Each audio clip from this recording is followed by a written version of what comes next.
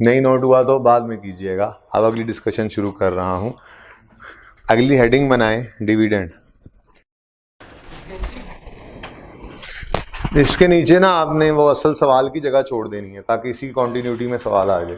ठीक है, उसके लिए कुछ 10-12 लाइनें आप खाली छोड़ दें, और जहाँ पे ये लिख रहे थे ये अगर पहले लिख लिया था और बाद में ये नोट कर लिया तो फिर नए सफ़े पे करें।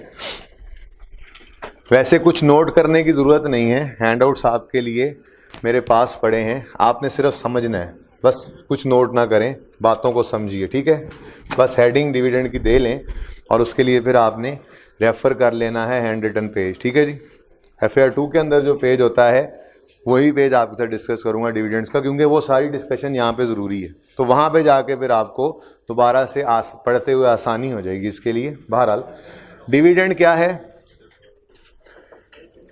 डिविडेंड क्या है, वो ड्राइंग जी, यानी डिस्ट्रीब्यूशन ऑफ प्रॉफिट। डिविडेंड क्या है जी, डिस्ट्रीब्यूशन ऑफ प्रॉफिट। अब ज़रा तवज्जो से ध्यान से ये बात सुननी है थोड़ी देर के लिए, सब काम छोड़ दीजिए। मैंने तो इसीलिए आपके नोट करने की भी जहमत ना हो उसके लिए ये हैंड रिटन पेज मौजूद है FAR 2 वाला, यही हाफ मैंने कॉपी करवा लिया। ठीक है, तो सिर्फ तवज्जो इधर ही हो। डिविडेंड डिस्ट्रीब्यूशन ऑफ प्रॉफिट्स तो होंगे तो उनको बांटेंगे ना। ठीक है, तो यहाँ पे कौन से प्रॉफिट्स होंगे, कोई नहीं। ठीक है, अब 6 को महीने गुजरे, 2012 का साल है ये मिसाल के तौर पे, 6 को महीने गुजरे, यहाँ पे आया 30 जून 12। आपको शायद पता हो, लॉ वगैरह आपने पढ़ा हुआ है थोड़ा बहुत, तो लिस्टेड कंपनीज जो हैं वो 6 मंथली अकाउंट्स भी बनाती हैं। ठीक है, तो लिस्टेड और ये भी पता है आपको कि मिसाल के तौर पे 31 दिसंबर वाले अकाउंट्स 31 दिसंबर की शाम को नहीं बन जाते, वो जनवरी में कहीं जाके वो ऑर्गेनाइजेशन बनाती है, फिर ऑडिटर्स को बुलाती है, वो कहीं फरवरी मार्च में जाके फिर वो ऑडिट करके फाइनल करते हैं। ठीक है ना, और सही है ना। बहरहाल ओनर्स ने इन्वेस्टमेंट कर दी इस कंपनी में, बिजनेस शुरू हो गया, 2012 का साल था। कंपनी ने 6 महीने बाद फाइनेंशियल स्टेटमेंट्स पब्लिश की, उसके अंदर प्रॉफिट्स नजर आए, प्रॉफिट एंड लॉस, बस उनको नजर ही प्रॉफिट एंड लॉस आता है, उन्होंने देखा प्रॉफिट एंड लॉस, इतने प्रॉफिट्स, अब निकाले डंडे तलवारें और पहुंच गए कंपनी के डायरेक्टर्स के पास, डिविडेंड निकालो।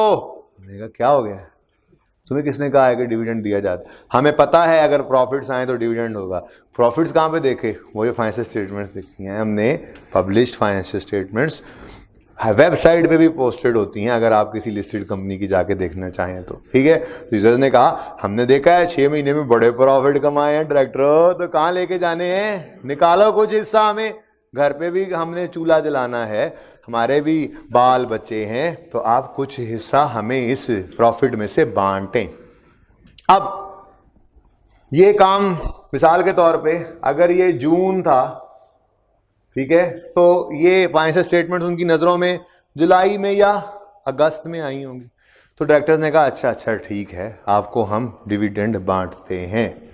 अब ये जो डिविडेंड डायरेक्टर्स बांटेंगे, ये जून जुलाई अगस्त में यहाँ कहीं जो बांटेंगे, इस डिविडेंड को मैं कह सकता हूं कि ये 12 के फाइनल प्रॉफिट्स की बेस पर है। 12 के फाइनल प्रॉफिट्स, 12 के प्रॉफिट्स तो जाके फाइनल होंगे 13 में, 12 एंड तो हो, ये फाइनल प्रॉफिट्स की बेस पे नहीं था, दौरान साल 6 महीने के प्रॉफिट्स की बेस पे था, इंटरिम, ये लेस देन 1 ईयर की बेस पर है, तो इसको कहते हैं इंटरिम प्रॉफिट की बेस पर बांटा जाने वाला डिविडेंड। तो जो प्रॉफिट इंटरिम, उसमें से बटने वाला डिविडेंड भी इंटरिम, तो जो डिविडेंड इंटरिम प्रॉफिट्स में से बांटा जाता है उसको कहा जाता है इंटरिम डिविडेंड। क्या कहा जाता है जी, इंटरिम डिविडेंड। अगली बात, ये इंटरिम डिविडेंड किस साल का है, 2012 का, और ये बांटा भी किस साल में जा रहा है, 2012। ठीक है, अभी कुछ भी नोट करने की जरूरत नहीं है, सिर्फ समझें, ये सब कुछ आपके पास हैंड रिटन पेजेस में आ जाता है। ओके, अगली बात, अब 2012 खत्म हुआ खैर से, 31 दिसंबर 12 आया, तो फाइनेंशियल स्टेटमेंट्स जाकर तैयार करेंगी ऑर्गेनाइजेशन, कोई जनवरी के मिड में एंड में, ये भी बड़ी तेज़ होती है फाइनेंशियल स्टेटमेंट्स। हम अपने ऑडिट के ज़माने में देखा करते थे कि कोई 15 को दिनों के अंदर कोई ऑर्गेनाइजेशंस 1-2 थी जिनकी बेस पे हम फाइनेंशियल स्टेटमेंट्स अपनी भी देख रहे होते थे। ठीक है ना, वो बड़ी अच्छी ऑर्गेनाइजेशंस हैं, फिर फाइनेंशियल स्टेटमेंट छप के आ गई हैं, तो कोई चीज़ें नई आई होती हैं, कोई नोट अच्छा लग जाता है उनका यूज, तो अपने क्लाइंट को कहते थे ऐसा नोट बना लो, इस तरह से करके मतलब फाइनेंशियल स्टेटमेंट्स देख रहा होता है, ठीक है। तो कोई एक दो जिन कंपनियां थी, वो जिन कंपनियां ये नेस्ले, होंडा वगैरह, ये बहुत जल्दी अपनी फाइनेंशियल स्टेटमेंट्स को उसी महीने के अंदर अंदर ही, कुछ ही दिनों के अंदर, पहले ही महीने में, यानी कि दिसंबर है तो जनवरी के अंदर अंदर, जून है तो जुलाई के अंदर वो फाइनेंशियल स्टेटमेंट्स पब्लिश कर देते थे। तो हम बड़े परेशान हुआ करते थे, कहते थे शायद यहाँ पे जिन काम करते हैं, इंसान काम नहीं करते, ये इतना ही मुश्किल काम है। वो पहले से ही काम सही करके रखते थे ना, ताकि ज़्यादा देर उनको भी नहीं लगी, ऑडिटर्स को भी ज़्यादा देर नहीं लगती थी इन चीज़ों में, ठीक है ना। बहरहाल नॉर्म यही है, वो एक इक्का दुक्का ऐसी एक्सेप्शंस होती हैं, लेकिन वो भी देख लो 31 दिसंबर 12 की शाम को वो भी अकाउंट नहीं बना रहे, वो भी कब जाके बना रहे हैं। तो 12 का प्रॉफिट 12 में फाइनल हो ही नहीं सकता, वो फाइनल कब होता है? 13। अब 12 खैर से खत्म हुआ, 31 दिसंबर 12 की शाम को साल खत्म हुआ, और फरवरी में, ये जनवरी में इन्होंने अकाउंट्स बनाने शुरू किए। जनवरी, आधा फरवरी बनाया, ऑडिटर को बुलाया, उन्होंने आके चेक किया, फरवरी मार्च में जाके ये प्रॉफिट्स हो गए फाइनल, ठीक है। अब जो प्रॉफिट्स फाइनल हुए, यानी फाइनेंशियल स्टेटमेंट्स पब्लिश हुई, ऑडिटर ने ऑडिट किया तो पब्लिश होती है ना, ऑडिट रिपोर्ट लगती है तब पब्लिश होती है, ठीक है। तो फाइनल की, ऑडिटर ने चेक की, ऑडिटर का ठप्पा लगा और फाइनेंशियल स्टेटमेंट्स पब्लिश हो गई। और यूजर्स ने जब देखी फिर फाइनेंशियल स्टेटमेंट्स, तो उसमें फिर नजर आ रहा था, तलवारें निकाली, सोटियां निकाली, फिर पहुंच गए, हाँ भाई डायरेक्टर बड़े प्रॉफिट्स फिर से, कोई बांट ही दो हमें, ठीक है। उन्होंने कहा ओहो, एक तो ये कॉर्पोरेट लॉ ने भी ना हमें मजबूर किया हुआ, सारे ही देख लेते हैं फाइनेंशियल स्टेटमेंट, अच्छा भाई बांटते हैं। अब ये जो डिविडेंड बटने लगा है यहाँ कहीं पे, यहाँ जनवरी में, फरवरी में, मार्च में, यहाँ कहीं पे एक प्रॉफिट जो होगा वो कौन सा प्रॉफिट है? 13 का तो अभी आधा भी नहीं होगा प्रॉफिट, ठीक है। तो ये तो 12 का ही फाइनल हो रहा है। तो ये जो डिविडेंड बटने लगा है, ये 12 के फाइनल प्रॉफिट्स में से बटेगा। तो जो डिविडेंड फाइनल प्रॉफिट्स में से बटेगा उसको इंटरिम कहेंगे, फाइनल, आधा सी बात। फाइनल प्रॉफिट्स की बेस पे बटने वाला डिविडेंड कहलाता है फाइनल डिविडेंड। और ये फाइनल डिविडेंड है कौन से साल का? भाई 13 का फाइनल यहां हो कैसे सकता है, वो तो 14 में जाकर होगा, ठीक है। तो 12 का फाइनल होगा, मिलेगा 13, ठीक है। तो 13 का फाइनल कब मिलेगा? 14 का फाइनल, 15 का फाइनल, 16 का फाइनल, 17 का फाइनल, 18 का फाइनल, 50 का फाइनल, 60 में नहीं, 51 में। ओके, बात समझे हो? तो इंटरिम डिविडेंड उस साल में, और फाइनल डिविडेंड जिस साल का हो उससे अगले साल, ठीक है, बात समझे हो? तो ये हमने एक क्लासिफिकेशन पढ़ी, आप यहां पे लिखना चाहो तो लिख लो ऐसे ही, बस यहां पे मिलेगा फाइनल डिविडेंड ऑफ 13 इन 14 वाला साल शुरू होगा, ठीक है ना, बात समझे हो? 12 ये आपके सामने आ गई एक क्लासिफिकेशन, बिल्कुल भी लिखने की जरूरत नहीं है, आपके पास पेज आ रहा है अभी, उस पर लिखा होगा डिविडेंड की क्लासिफिकेशन है, और ये है विद रिस्पेक्ट टू टाइम। इसको टाइम क्लासिफिकेशन कहते हैं कि एक है इंटरिम डिविडेंड, दूसरा है फाइनल डिविडेंड, ठीक है जी। अभी पढ़ाता हूं, उस पेज पे सब कुछ लिखा होगा, इवन इस तरह से एग्जांपल्स भी लिखी होंगी, ये 12 साल मिसाल के तौर पे साल लिखा होगा, 12 वाला 13 में, ऐसे ही 12 वाला वो लिखा होगा, इसलिए कुछ नोट करने की जरूरत नहीं। अब ये तो था टाइम के हिसाब से सोचना। देखें ये सोचना क्यों जरूरी है, ये सोचना इसलिए जरूरी है, इधर देखें, यहां पर आपको क्या मिलेगा, यहां पर अगर डिविडेंड मिलता है तो वो कौन सा डिविडेंड होगा? इंटरिम डिविडेंड होगा, वो इंटरिम डिविडेंड होगा ऑफ 13 इन।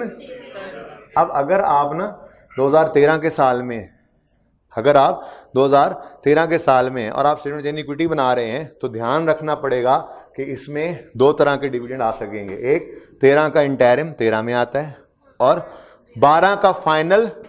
अब सवाल जब आप बड़े होंगे ना थोड़े से और, तो सवाल परेशान करने के लिए आपको ढेर सारे डिविडेंड दे देगा।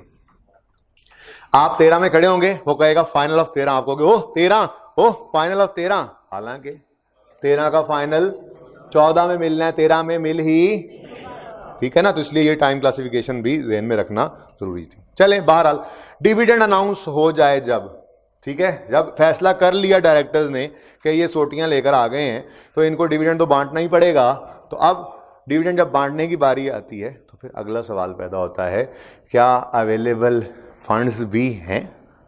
ठीक है, बात समझिएगा, चाहे वो इंटरिम है चाहे वो फाइनल है, मतलब डिविडेंड जब अनाउंस किया तो अगला सवाल पैदा होता है, क्या हमारे पास अवेलेबल फंड्स हैं? तो अगर तो फंड्स अवेलेबल हैं तो हम कहते हैं जी आओ और कैश ले जाओ, कैश डिस्ट्रीब्यूट कर देते हैं, यानी कि डिविडेंड प्रॉफिट डिस्ट्रीब्यूट कर देते हैं in the form of cash. ठीक है, अब इसकी एंट्री देखिएगा, मैं नहीं कहता कि डिविडेंड की एंट्री आप सोचें, मैं आपको दोबारा इंट्रो में लेके जाता हूं। मुझे बताइए drawings in the form of cash की एंट्री क्या होती थी? ड्राइंग्स डेबिट कैश क्रेडिट, ये एंट्री किया करते थे आप। ओके, अब ड्राइंग्स का नाम बदल के हम क्या कर चुके हैं? डिविडेंड। ठीक है जी, तो ड्राइंग्स की बजाय हम लिख लेंगे डिविडेंड, वो तो मसला ही कोई नहीं हुआ, ये तो बड़ी आसान बात हो गई, हमारी एंट्री बन गई। ओ ओके, चुप, डिविडेंड। ओके, नेक्स्ट, अगली बात, ये कोई सोल प्रोपराइटर तो है नहीं कि एक ओनर है, जब उसने पैसे निकालने हैं तो हम कहेंगे वो पैसे निकल गए कैश क्रेडिट। ये तो सैकड़ों हजारों की तादाद में एक कंपनी के शेयर होल्डर्स होते हैं, तो जिस दिन डिविडेंड अनाउंस हुआ, अगर किसी कंपनी के 1500 2000 शेयर होल्डर्स थे, तो क्या सारे के सारे 1500 2000 उसी दिन पैसे लेने आ जाएंगे? बोलो, 1500 2000 सारे के सारे उसी दिन पैसे लेने नहीं आ जाते, कोई करीब वाले शायद उस दिन आए, उससे अगले दिन आए, फिर कुछ दूर वाले वो महीनों बाद भी आ सकते हैं। तो जो एंट्री ओरिजिनली करनी चाहिए उसको डिविडेंड डेबिट की डिविडेंड डेबिट कैश क्रेडिट की बजाय dividend debit dividend payable credit के साथ करना चाहिए। Dividend debit dividend payable credit. ठीक है जी, अच्छा, अब ये पेएबल क्रेडिट कर दिया हमने, अब लोग आते रहेंगे पैसे लेकर जाते रहेंगे, तो जो पैसे लेने आएंगे उस वक्त हम एंट्री किया करेंगे dividend payable debit cash credit payable debit cash credit payable debit cash credit payable debit. बोलो, हाँ, तुम भी बोल दिया करो कुछ, dividend debit payable credit, cash नहीं, डिविडेंड डेबिट पहले दिन, dividend debit dividend payable credit, और फिर जैसे जैसे लोग आते रहेंगे उस पेएबल को डेबिट करके कैश क्रेडिट करते रहेंगे। ठीक है, यहां तक कोई मसला? तो डिविडेंड कैश डिविडेंड की एंट्री ये बन गई। अगली बात, एक छोटी सी बात हो, डिविडेंड को हम कहां प्रेजेंट कर रहे हैं? हमने लेजर भी बनाया अभी थोड़ी देर में, मैंने यहां पर आपको समझाया भी था जी। रिटेन्ड अर्निंग्स में डिविडेंड रिटेन्ड अर्निंग्स को कम करता है ज्यादा करता है? डिविडेंड रिटेन्ड अर्निंग में से माइनस होता है, ऐसा ही है। तो वो रिटेन्ड अर्निंग्स के लेजर में थोड़ी देर पहले किस तरफ नजर आ रहा था? डेबिट साइड पे, यानी डिविडेंड रिटेन्ड अर्निंग्स को क्या किया करेगा? हमेशा डेबिट। तो कैश डिविडेंड की एंट्री है dividend debit dividend payable credit, और इसको डेबिट कहां किया करेंगे? हमेशा रिटेन्ड अर्निंग्स। ठीक है, अगली बात, नोट कुछ नहीं करना, वो सब आ रहा है। ठीक है, अगली बात आ रहा है मेरे पास पड़ा हो, मैं इसलिए दे रहा कि वो पढ़ने लग जाते हैं आप लोग, फिर आप ध्यान नहीं रखते इस पर। ठीक है, okay okay, next, dividend announce किया, चाहे वो इंटरिम है चाहे वो फाइनल है, एक बार अनाउंस हो गया तब अगला क्वेश्चन रेज होता है कि फंड्स अवेलेबल हैं या नहीं। अब ऐसा भी हो सकता है कि वो जो डंडे सोटे लेकर आए हुए हैं, अब उन्होंने जाना तो वैसे है नहीं, अब डायरेक्टर ने सोचा यार ये कैश जो है ना चला जाएगा, अच्छा वाला वो प्रोजेक्ट आया हुआ है, इन्वेस्टमेंट करनी थी, अब इनको कौन समझाए, मैंगो पीपल हैं ये, तो इन्हें क्या पता बिजनेस क्या होता है। ठीक है, तो ऐसा करते हैं, अब ये आए तो बैठे हैं, इनको राजी तो करना ही है। ठीक है, तो बैठे, उन्होंने कहा बैठे बैठे चाय पिए, वो आए चाय पिए बैठ, अब उन्होंने चाय पीना शुरू की और थोड़ी देर में एक मशीन चलने की आवाज़ आई, खड़क खड़क खड़क खड़क खड़क खड़क करके एक मशीन चली। अब शेयर होल्डर सोच रहे हैं लगता है कि नहीं, लगता है कि नोट नए करेंसी के छप रहे हैं हमारे लिए। ठीक, हालांकि वो तो स्टेट बैंक के पास है ना, वो तो इनको इजाज़त नहीं है। थोड़ी देर बाद डायरेक्टर्स आए और उन्होंने आकर शेयर होल्डर्स को शेयर्स पकड़ाए। मैंने कहा ये क्या? मैंने कहा शेयर्स हैं और मुफ्त हैं। शेयर्स हैं और मुफ्त हैं, पैसे नहीं लेंगे आपसे। उन्होंने कहा तो हमें क्या फायदा होगा? भाई बाहर जाके बेचो, पैसे मिलेंगे। बाहर जाके बेचोगे, पैसे मिलेंगे। नहीं बेचोगे, आज रख लोगे, कल को डिविडेंड मिलेगा, तो जो पहले वाले शेयर्स थे उन पे भी मिलेगा, इन पे भी मिलेगा। उन्होंने कहा हाँ ये तो ठीक है। तो उन्होंने उस बात पे राजी हो गए और उन्होंने जो है वो डिस्ट्रीब्यूशन को मान लिया। इसको कहा जाता है बोनस डिविडेंड। क्या कहा जाता है जी? Bonus dividend. पैसे लिए बगैर शेयर्स इशू करना, बोनस शेयर्स भी कहते हैं इसको, ठीक है। तो एंट्री वही रहनी है जी, ड्राइंग्स की बजाय डिविडेंड और डिविडेंड डेबिट। उसकी वजह मैंने आपसे कहा, डिविडेंड क्या होता है? Distribution of profits. Distribution of profits है तो प्रॉफिट्स ने कम होना ही होना है, ठीक है, प्रॉफिट्स ने कम होना है। अब डिविडेंड तो डेबिट हो गया। एक बात सुनो, कोई ना कोई रिसोर्स तो कम करना है ना, ठीक है। देखो आप ड्राइंग्स करते थे, ड्राइंग्स डेबिट, कहते थे जी कैश क्रेडिट, कैश का रिसोर्स कम हुआ। डिस्ट्रीब्यूशन की, प्रॉफिट्स की, कोई ना कोई रिसोर्स तो कम करना ही पड़ता, कैश कम किया, ठीक है। वो फिक्स एसेट उठा के ले जाता था, हम कहते थे कोई बात नहीं, फिक्स एसेट कम कर दो। वो गुड्स ले जाता था, हम कहते थे कोई नहीं, परचेजेस कम कर लो। तो डिविडेंड डेबिट मतलब रिटेन अर्निंग्स को डेबिट कर लिया हमने, कोई ना कोई और रिसोर्स को कम करना था। अब रिसोर्स तो कम हुआ नहीं, हमसे कोई रिसोर्स पड़ा नहीं था हमारे पास, हमने नए शेयर्स इशू किए। मशीन चलने की आवाज़ आई थी आप लोगों को भी, ठीक है। तो इसका मतलब नए शेयर्स इशू हो गए। तो इशुएंस ऑफ शेयर कैपिटल पे, शेयर कैपिटल में क्या होना होता है? क्रेडिट होना होता है। नए शेयर्स इशू हो गए हैं तो शेयर कैपिटल हो गया क्रेडिट। लेकिन एक बात याद रखिएगा, यहाँ पे प्रीमियम श्रीमियम का कोई चक्कर नहीं है। तो this entry is always passed with the face value, with the face और par value। इसके ऊपर प्रीमियम ना लगाते हैं ना, बात समझ आ रही है, ठीक है।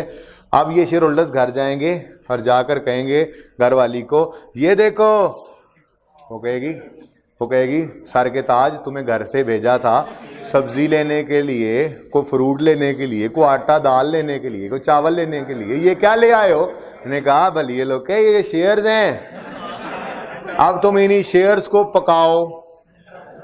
आटा गूंदना है तो शेयर्स गूंद लो, सालन पकाना है तो शेयर्स पका लो। और उन्होंने मुझे कुछ नहीं दिया, ये शेयर्स हैं, ये कल को फायदा देंगे। तो dividend debit, share capital credit.